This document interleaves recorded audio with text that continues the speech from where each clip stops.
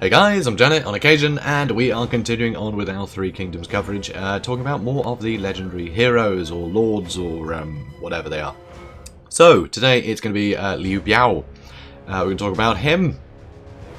Doesn't look like much of a fighter, but we'll see what he's about. So, disclaimer, as always. All details included below are subject to change as development continues and should not be considered final. There we go. So, the aristocrat. He does look very aristocratic, I must say. So, Liu Biao, a smart and charismatic man, Liu Biao is known for his love of academia and sophistication. His faction has unique scholarly court positions and a building chain that increases character experience gain. While faction leader, he grants a public order bonus to owned lands and a satisfaction boost to all the characters. So, much liked, I guess. So, his nickname, not the aristocrat, no, it's the Gentleman of the Han. Of the Han, rather. The Han. So, Gentleman of the Han. Who is he? Who is he? He's an esteemed academic.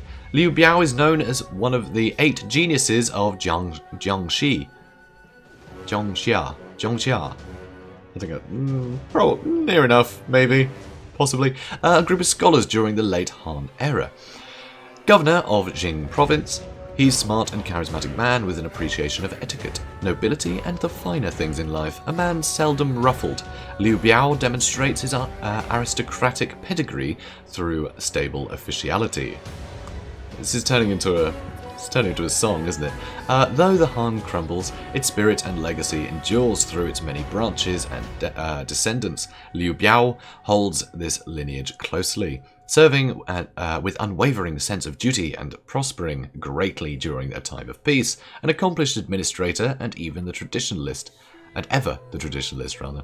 Liu Biao wishes to preserve the status quo, earnestly hoping that the chaos will abate and reason will prevail. But times are changing, and Liu Biao must find his place in this new land, or fade forever into the mists of the forgotten.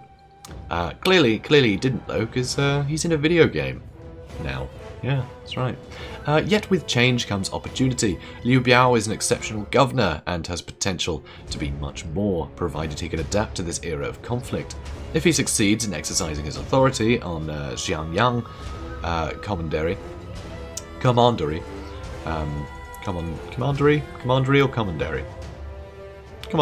sure.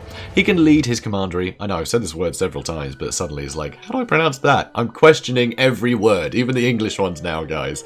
Anyway, to a time of stability in this chaos. Using that as his foundation, it may only be a matter of time until he can restore peace to all of China. Playstyle. Liu Biao's focus on academia intelligence defines his playstyle. He offers a safe haven to nobles and gentry, and as such, he values sophistication, knowledge, and harmony. This grants him unique scholarly court positions, student, tutor, and scholar. That increases experience gained for these and all characters in his faction, and his unique building chain, lodging, and tea gardens can further increase experience gain. Okay, immediately I want to play as this guy because he has tea gardens. When used well, Liu Biao's bonuses to character growth can offer you a path to employing high-ranking generals earlier in the game than other warlords, meaning although not a significant military force at the outset, Liu Biao can use this strategy to compete with more military-minded warlords on the map. Liu Biao also starts with a relatively secure diplomatic situation, being the master of 2 vassals, Chao Miao and Huang Zhu. These vassals occupy land to the south of him and offer valuable support in shoring up his southern borders. A calm and steady hand at the wheel, Liu Biao offers a public order bonus to his lands while faction leader and a satisfaction boost to all characters under his control. However, he's no spring chicken at the start of the game, so when playing as him you'll need to be careful who you select as your heir. Your sons, though your flesh and blood, sadly don't show the same level of promise that their father did at their age, and you may need to look outside of your current family to secure your legacy. Interesting. So, Guanxi. Liu Biao begins the game with the support of Huang Zhong, a wise and courageous elderly general who trusts Liu Biao completely. Despite his age, Huang Zhong is still one of the greatest archers around. Interesting. Something he is eager to prove whenever the opportunity arises. So that's kind of cool, because we haven't really seen any archer characters, I don't think. So that's kind of cool. So there'll be an archer general, which is interesting. I've said interesting a lot, haven't I? Anyway, my mind is getting so frazzled from all this Chinese. So, Liu Biao starts the game with the support of his close friend, Huang Zhong. a brave and wise elderly general. Despite his age... Okay, let's move on a bit. Something he is keen to prove when the opportunity presents itself. Liu Biao also has the support of his sons, Liu Qi and Liu Gong. As time goes by, they should be given greater responsibilities to carry on the Xiangyang administration.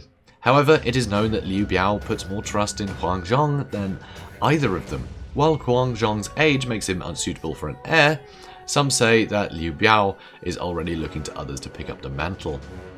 Starting position. So,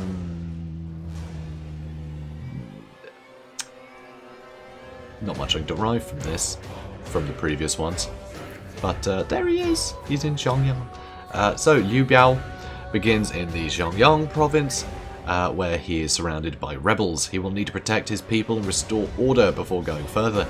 Then he will need to decide whether to head south to Sichuan and Guangxu, or towards other enemies in the north. The game begins with Liu Biao in Xiangyang Commandery in Jing Province as the governor of this province. Commandery, technically.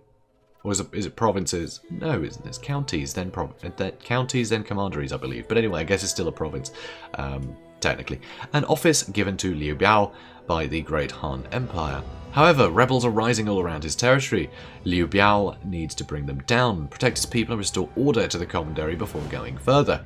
Only then can Liu Biao expand, moving closer to the territory of other warlords. Among them, Yanshu and Xunjian may be the first he has to deal with. Initial dilemma. Interesting. So, Liu Biao's dilemma starts when Yuan Shao secretly sends him a message asking to take the Imperial Seal back from Shanzhuan.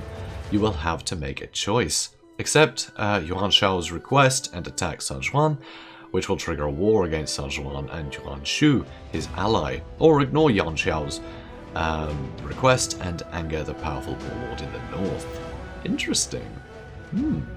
So, early in the campaign, each playable warlord will face an initial dilemma after fulfilling certain prerequisite actions. These dilemmas will position the player at the fork in the road, marking a pivotal moment in that warlord's story. One of the options available to you is a choice reflecting what happened in history, and the outcomes will follow the events of the period. The other lets you forge a tale of what might have been. Total War is all about giving players the freedom to create their own stories in some of the most exciting periods in human history. And I guess fantasy, Warhammer history, I guess, too. But anyway, and these initial dilemmas epitomize that spirit. Liu Biao's, they didn't spell it right. Anyway, Liu Biao's dilemma starts when Yuan Shao secretly sent him a message to take the Imperial Seal back from Shanzhuan. The player will have to make a choice, accept Yuan Shao's request and attack Shanzhuan, which will trigger a war against Shanzhuan and Yuan Shu, his ally, or ignore Yuan Shao's request and angering the warlord in the north.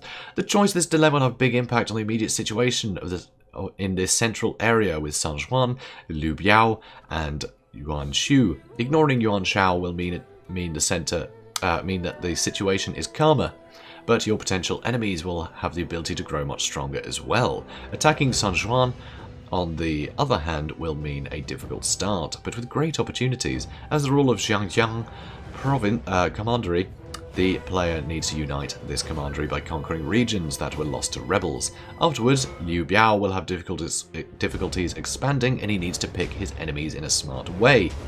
If he does not go to war with Shanzhuan and Yuan Shu, he might have to think about cutting himself loose from the Han Empire, or potentially focus on building up Xianyang before making further steps and expand his realm. So, what kind of player is Liu Biao for? Liu Biao is the choice of those who seek wisdom, knowledge, and clarity of thought to take the right decisions and bring peace back to this chaotic land. The lands are beset by conflict, and you must restore order. Liu Biao is a man who views wisdom and experience as the sword and shield with which to protect the realm. Very cool. Once again, further reading is in this blog, so I will be posting the link to the blog for anyone who wants to look at this. So be sure to check the description for that, so you can look up this stuff. So that was Liu Biao. Seems interesting. Again, kind of cool to have vassals under your command immediately. That's kind of cool. But also, it doesn't seem like he's in the most secure position, not necessarily the most militaristic guy, so it's not like he can just fight everyone off very easily. That's what I'm getting. He's got people to lean on, but a lot of threats. So, and yeah, the dilemma seems to just throw him into conflict. So, yeah, I think it's going to be interesting. I think it's going to be a tough one, you know, even with the vassals. So, pretty cool stuff. So, next up, we are going to look at Martang. So, we'll look at Martang in the next episode. So, guys, be sure to comment, like, and subscribe, and be sure to check out the next one. Have a good day, guys.